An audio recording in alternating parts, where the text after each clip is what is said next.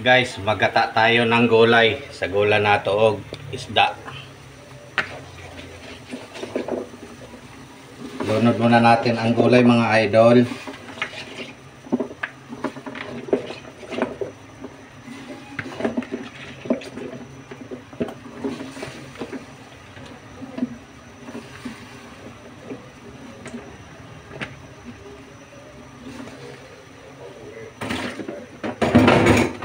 Dayon imikos-mikos nato.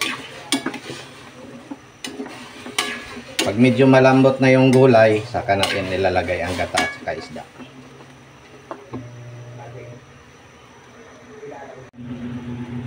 Yan na guys, kumukulo na yung gulay.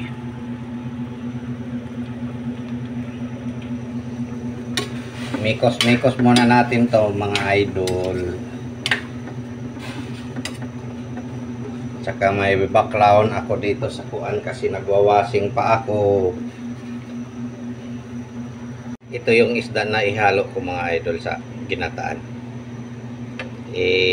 Piniprito ko muna to ng hapko. Ayan mga idol. Ayan ang mga idol, kumukulo na.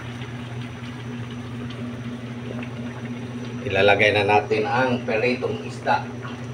Sasabay natin sa gata. Peritong isda muna. Yan.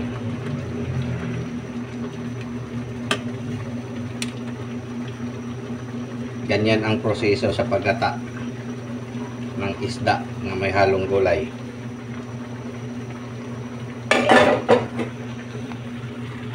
Ayan na siya mga idol.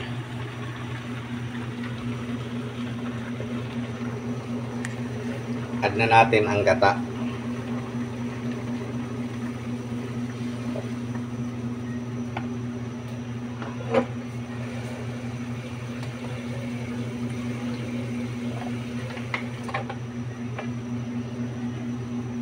Tapos tatakpan na natin mga idol. Yan ang mga idol, kumukulo na ang nilalagay kong gata. Mikos-mikos muna natin yan mga idol. Ayan na yung ginataan kong isda mga idol na may halong kalabasa at sitaw. Aantayin na lang natin tong maluto mga idol.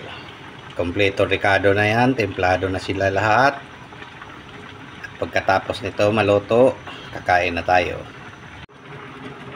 Yummy yummy na to mga idol, malapit na maluto mga idol.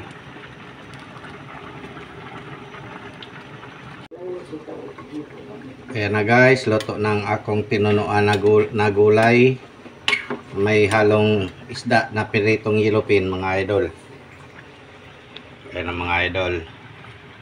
Wow, yummy yummy mga idol. Kainan na tayo mga idol.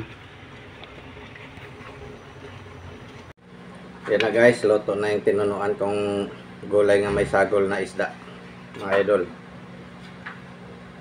Yan ang kain na tayo mga idol. Tsaka may tira pa yung sinugbang baboy kagabi.